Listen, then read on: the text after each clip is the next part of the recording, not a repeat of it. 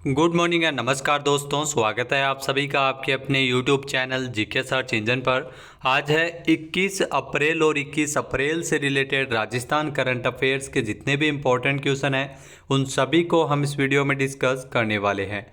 तो पूरा वीडियो बहुत ध्यान से देखना और वीडियो के एंड में मैं आपसे एक क्वेश्चन पूछूंगा जिसका आंसर आप सभी को कमेंट बॉक्स में देना है। कल के वीडियो में मैंने आपसे एक क्वेश्चन पूछा था जो था हाल ही में राज्य में आई पोषण ट्रैकर रिपोर्ट के अनुसार राज्य में लगभग कितने बच्चे कुपोषित है। जहाँ कुपोषण से 1.94 लाख बच्चे वो ग्रसित है। ए ऑप्शन इसका बिल्कुल सही था। जिन दोस्तों ने ए ऑप्शन कमेंट बॉक्स में सही जवाब दिया था उनको हार्दिक शुभकामनाएं। यहाँ राजस्थान में आई पोषण ट्रैकर रिपोर्ट के अनुसार राज्य में लगभग 1.94 लाख बच्चे हैं वो कुपोषित है। सबसे अधिक 12,976 बच्चे हैं वो कुपोषण से उदयपुर में अंकित किए गए हैं, जबकि सबसे कम कुपोषित बच्चे 2246 बच्चे हैं वो जैसलमेर में मिले हैं। कुपोषित बच्चों में सर्वाधिक अति गंभीर बच्चे 3,483 उदयपुर में और कोटा में अति गंभीर बच्चे वो 550 है जो राजस्थान में सबसे कम है। तो चलिए स्टार्ट करते हैं आज के राजस्थान करंट अफेयर्स। पहला क्वेश्चन है, हाल ही में लोकसभा आम चुनाव 2024 के पहले चरण के तहत राजस्थान की जो 12 लोकसभा सीटों पर कितने प्रतिशत मतदान हुआ है। जी हाँ, अगर बात की जाए राजस्थान में प्रथम चरण के जो लोकसभा सीटें 12 लोकसभा सीटों पर 57.87% मतदान हुआ है, यानी कि बी ऑप्शन इसका बिल्कुल सही है। पिछली बार की तुलना में कम मतदान हुआ है। आइए जानते हैं इम्पोर्टेंट फैक्ट्स। तो लोकसभा आम चुनाव 2024 के प्रथम चरण के तहत राजस्थान की 12 लोकसभा सीटों में, जिसमें गंगानगर, बीकानेर, चूरू, झुंझुनू, सीकर, जयपुर ग्रामीण, जयपुर, अलवर, भरतपुर, करौली, धौलपुर, दौसा और नागौर की लोकसभा सीटों के लिए 19 अप्रैल को मतदान है वो संपन्न हुआ है। इन क्षेत्रों में कुल 57.87% है वो वोटिंग हुई है। ये गत चुनाव के मुकाबले करीब 6% कम है। जी हाँ, इन 12 लोकसभा सीटों में सर्वाधिक मतदान है वो श्री गंगानगर सीट के लिए किया गया है, जहां पर 65.64% मतदान हुआ है। इन क्षेत्रों में साल 2019 में अगर बात की जाए तो लोकसभा चुनाव में 63.71% वोटिंग हुई थी, जो इस बार महज 57.87% ही वोटिंग है, यानी पिछली बार के मुकाबले अगर तुलना की जाए तो 5.85% वोटिंग है वो कम हुई है। राजस्थान की बाकी 13 सीटों के लिए दूसरे चरण में 26 अप्रैल को वोट डाले जाएंगे। नेक्स्ट क्वेश्चन है, हाल ही में राजस्थान में आईआईटी जोधपुर के नए महानिदेशक कौन बने हैं। तो राजस्थान में आईआईटी जोधपुर के नए महानिदेशक के रूप में प्रोफेसर अविनाश अग्रवाल की नियुक्ति की गई है। सी ऑप्शन इसका बिल्कुल सही है, जो आप तस्वीर में देख सकते हैं। प्रोफेसर अविनाश अग्रवाल ये आईआईटी जोधपुर के नए महानिदेशक बनाए गए हैं। आइए जानते हैं इम्पोर्टेंट फैक्ट्स। तो आईआईटी जोधपुर के नए महानिदेशक बने हैं प्रोफेसर अविनाश अग्रवाल। जी हाँ दोस्तों, भारतीय प्रौद्योगिकी संस्थान आईआईटी कानपुर में मैकेनिकल इंजीनियरिंग विभाग के प्रोफेसर अविनाश कुमार अग्रवाल, इनको अब आईआईटी जोधपुर के नए निदेशक के रूप में नियुक्त किया गया है। साल 2008 में आईआईटी की जोधपुर में हुई स्थापना के बाद पहली बार किसी राजस्थान के व्यक्ति को निदेशक नियुक्त किया गया है। डॉक्टर अविनाश कुमार अग्रवाल का जो कार्यकाल है वो 5 साल तक के लिए रहेगा। मूल रूप से अविनाश अग्रवाल है वो करौली के रहने वाले और वर्तमान में जयपुर में रहते हैं। नेक्स्ट है, हाल ही में विश्व धरोहर दिवस के अवसर पर 18 अप्रैल को जयपुर वैक्स म्यूजियम, ये नाहरगढ़ में है, जो मोम का संग्रहालय है, यहाँ पर किस क्रिकेटर की मोम की प्रतिमा का अनावरण किया गया था। तो जैसा कि आप तस्वीर में देख सकते हैं, ये प्रतिमा है विराट कोहली की, जिसका अनावरण नाहरगढ़ में स्थित जयपुर वैक्स म्यूजियम में किया गया था, यानी कि ए ऑप्शन यहाँ पर बिल्कुल सही है। आइए जानते हैं इम्पोर्टेंट फैक्ट्स।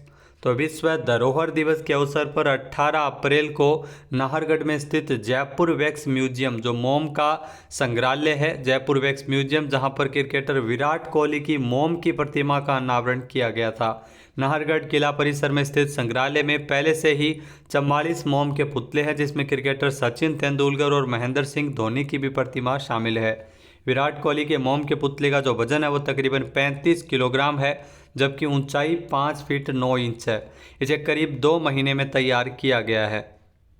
नेक्स्ट क्वेश्चन है, हाल ही में किसके द्वारा ऐसे हाइब्रिड ड्रोन का प्रोटोटाइप विकसित किया गया है जो जमीन, पानी और हवा में कार्य करने में सक्षम है? जी हाँ, हाइब्रिड ड्रोन का जो प्रोटोटाइप विकसित किया गया है आईआईटी जोधपुर के द्वारा, जो जमीन, हवा और पानी में कार्य करने के लिए सक्षम है, यानी कि ए ऑप्शन इसका बिल्कुल सही है। आइए जानते हैं इम्पोर्टेंट फैक्ट्स। जी हाँ दोस्तों, आईआईटी जोधपुर के द्वारा ऐसे हाइब्रिड ड्रोन का प्रोटोटाइप विकसित किया गया है जो जमीन, हवा और पानी में कार्य करने में सक्षम है। विशेष किस्म का ये हाइब्रिड ड्रोन है वो एहिंगा प्रजाति के पक्षी से प्रेरित होकर विकसित किया गया है, जो जमीन और पानी दोनों पर चलने में ये पक्षी है वो सक्षम होता है। जी हाँ, इस ड्रोन की अगर बात की जाए तो ये ड्रोन है वो 8 घंटे तक पानी के भीतर रह सकता है और इसकी उड़ान का समय भी 15 मिनट है। इस प्रकार के हाइब्रिड ड्रोन की तकनीक वर्तमान में अमेरिका और चीन सहित बहुत ही कम देशों के पास है। नेक्स्ट है, हाल ही में राजस्थान की मोना अग्रवाल ने पेरिस ओलंपिक 2024 के लिए किस खेल में कोटा हासिल किया है? जहां पेरिस ओलंपिक का जो पेरिस पैरालंपिक 2024 के लिए मोना अग्रवाल ने कोटा हासिल किया है शूटिंग खेल के अंतर्गत, यानी कि सी ऑप्शन इसका बिल्कुल सही है। जो आप तस्वीर में देख सकते हैं मोना अग्रवाल, ये राजस्थान से है। आइए जानते हैं इम्पोर्टेंट फैक्ट्स। तो नई दिल्ली में मार्च 2024 में doctor Karni Singh shooting range में आयोजित पैरा वर्ल्ड कप 2024 में राजस्थान की मोना अग्रवाल ने 10 metre air rifle SH-1 category में गोल्ड मेडल जीता है। मोना अग्रवाल ने चीन के स्टार शूटर झेंग को हराकर फाइनल में 250.7 अंकों के साथ स्वर्ण पदक अपने नाम किया था। इसी के साथ ही मोना ने पेरिस पैरालंपिक 2024 के लिए कोटा भी हासिल कर लिया है। यह आयोजन 28 अगस्त से लेकर 8 सितंबर तक पेरिस पैरालंपिक का आयोजन है, जो 12 जादुई दिनों में होने वाला है। जी हाँ, जिसमें दुनिया के 4400 सबसे उत्कृष्ट पैरालंपिक एथलीट इसमें हिस्सा लेंगे। नेक्स्ट क्वेश्चन है, राजस्थान में कहां पर अपाचे AH-64 लड़ाकू हेलीकॉप्टर से सुसज्जित अपना जो पहला अपाचे हेलीकॉप्टर स्क्वाड्रन स्थापित किया गया है? जी हाँ, इसकी स्थापना है वो जोधपुर में की गई है, यानी कि बी ऑप्शन इस क्वेश्चन का बिल्कुल सही है। आइए जानते हैं इम्पोर्टेंट फैक्ट्स। तो पश्चिमी सीमा पर भारत की रक्षा क्षमता को मजबूत करने की दिशा में एक और महत्वपूर्ण कदम उठाया गया है। भारतीय सेना ने 15 मार्च 2024 को जोधपुर में अपाचे AH-64 लड़ाकू हेलीकॉप्टर से सुसज्जित अपना पहला अपाचे हेलीकॉप्टर स्क्वाड्रन स्थापित किया है। जहाँ 6 अपाचे हेलीकॉप्टर से युक्त इस स्क्वाड्रन का संचालन भारतीय सेना के एविएशन कोर के द्वारा किया जाएगा। भारतीय वायुसेना वर्तमान में 22 अपाचे AH-64 लड़ाकू हेलीकॉप्टर का जो संचालन है वो कर रही है, स्क्वाड्रन का संचालन कर रही है। और भारत और अमेरिका में 2020 में भारतीय सेना के लिए 6 अपाचे के लिए अधिग्रहण के लिए एक अनुबंध पर हस्ताक्षर किए गए थे। नेक्स्ट क्वेश्चन है, हाल ही में राजस्थान में 15 मार्च को जयपुर मेट्रो फेज 1D का शिलान्यास किसके द्वारा किया गया था? तो हाल ही में 15 मार्च को जयपुर मेट्रो फेज 1D का शिलान्यास किया था जाबर सिंह खर्रा ने, जो UDH मंत्री है राजस्थान में, यानी कि बी ऑप्शन इसका बिल्कुल सही है। आइए जानते हैं इम्पोर्टेंट फैक्ट्स। तो राजस्थान में स्वायत्त शासन मंत्री जाबर सिंह खर्रा ने 15 मार्च को जयपुर मेट्रो के फेज 1D का शिलान्यास किया था।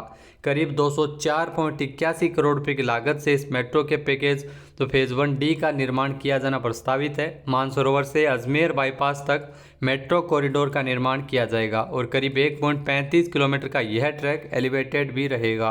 तकरीबन 204.81 करोड़ रुपये की लागत से ये मेट्रो के जो पैकेज फेज 1D का निर्माण कार्य किया जाएगा। नेक्स्ट है, राजस्थान में आगामी शैक्षणिक सत्र 2024-25 में कितने नए मेडिकल कॉलेज खुलने वाले हैं? तो राजस्थान में जो आगामी शैक्षणिक सत्र 2024-25 के लिए 11 नए मेडिकल कॉलेज खुलेंगे, यानी कि ए ऑप्शन यहाँ पर बिल्कुल सही हो जाएगा। आइए जानते हैं इम्पोर्टेंट फैक्ट्स। तो राजस्थान में 6 निजी और 5 सरकारी मेडिकल कॉलेज खुलने वाले हैं।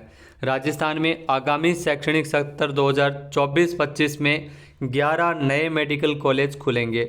इसमें जयपुर, जोधपुर, कोटा सहित 11 शहरों में ये नए कॉलेज जब खोले जाएंगे और ये सरकारी और निजी दोनों क्षेत्रों के होंगे, जिसमें जयपुर में 2, जोधपुर में 2, कोटा गंगानगर में एक मेडिकल कॉलेज निजी तथा नागौर, सवाईमाधोपुर, बारां, झुंझुनू एवं बांसवाड़ा में एक मेडिकल कॉलेज सरकारी स्तर पर खोला जाएगा।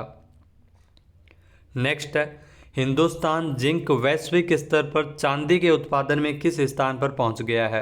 तो हिंदुस्तान जिंक है वो वैश्विक स्तर पर चांदी के उत्पादन में तीसरे पायदान पर पहुंच गया है, यानी कि सी ऑप्शन इसका बिल्कुल सही है। आइए जानते हैं इम्पोर्टेंट फैक्ट्स। तो वेदांता समूह की कंपनी हिंदुस्तान जिंक जो वैश्विक स्तर पर चांदी का तीसरा सबसे बड़ा उत्पादक है वो बन गया है। पिछले साल कंपनी है वो चांदी प्रोडक्शन में चौथे स्थान पर थी, जो इस साल तीसरे स्थान पर है।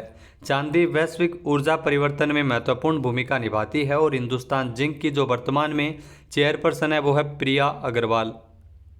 नेक्स्ट क्वेश्चन है, हाल ही में Bharat BrahMos supersonic cruise missile की आपूर्ति किस देश को कर रहा है? तो भारत है वो ब्रह्मोस सुपरसोनिक क्रूज मिसाइल की आपूर्ति है वो फिलीपींस को कर रहा है, यानी कि बी ऑप्शन यहाँ पर बिल्कुल सही है, जो आप देख सकते हैं तस्वीर में ब्रह्मोस मिसाइल। आइए जानते हैं इम्पोर्टेंट फैक्ट्स। तो हाल ही में $375 मिलियन के समझौते के तहत भारत ने दक्षिण पूर्व एशियाई देश फिलीपींस को ब्रह्मोस सुपरसोनिक क्रूज मिसाइलों के पहले बैच की आपूर्ति की है। फिलीपींस ने भारत के साथ जनवरी 2022 में डील की थी। ब्रह्मोस सुपरसोनिक क्रूज मिसाइलें 2.8 मैक या ध्वनि की गति से लगभग 3 गुना अधिक गति से फायर होती है। अब बात करते हैं आज के हमारे क्विज के, जिसका आंसर आप सभी को कमेंट बॉक्स में देना है। तो आज का क्विज है, राजस्थान में किस जिले के 8,220 विद्यार्थियों ने एक पाती माता पिता के नाम वोट पाती लिखकर विश्व रिकॉर्ड बनाया है? एक बार फिर से सुनिएगा, राजस्थान के किस जिले के 8,220 विद्यार्थियों ने एक पाती माता पिता के नाम अपना वोट पाती लिखकर विश्व रिकॉर्ड बनाया है? सही आंसर आपको कमेंट बॉक्स में देना है और अगर ये वीडियो आपको पसंद आए तो इसे लाइक और शेयर करना बिल्कुल न भूलिएगा। चैनल पर नए जुड़े हैं, सब्सक्राइब नहीं किया है तो भी सब्सक्राइब बटन पर क्लिक करें। इस वीडियो की जो PDF फाइल है वो आप वीडियो के डिस्क्रिप्शन बॉक्स से डाउनलोड कर सकते हैं और इस क्वेश्चन का आंसर आप वोट करके भी कर सकते हैं। इसके अलावा दोस्तों, जैसा कि आप सभी को पता है कि आचार संहिता चल रही है और इस चुनाव चल रहे हैं लोकसभा के, और इस वजह से राजस्थान करंट अफेयर्स के क्वेश्चन मुश्किल से 4 या 5 है वो बन रहे हैं और वो हम आपके लिए डेली प्रोवाइड करवा रहे हैं। काफ़ी सारे क्वेश्चन हैं वो पिछले महीनों के भी रिवाइज के लिए आपको दिए जा रहे हैं, क्योंकि अक्सर यहाँ से क्वेश्चन रिवाइज होते रहते हैं और आपको एग्ज़ाम में किसी प्रकार की कोई भी क्वेश्चन में दिक्कत नहीं आए, इसलिए हम अक्सर पिछले महीनों के क्वेश्चन भी रिवाइज करते हैं, 5 से ज़्यादा क्वेश्चन रिवाइज करते हैं। तो वीडियो आपको कैसा लगा कमेंट करके ज़रूर बताना। PDF फाइल आप वीडियो के डिस्क्रिप्शन बॉक्स से डाउनलोड कर सकते हैं। जय हिंद, जय भारत, जय राजस्थान।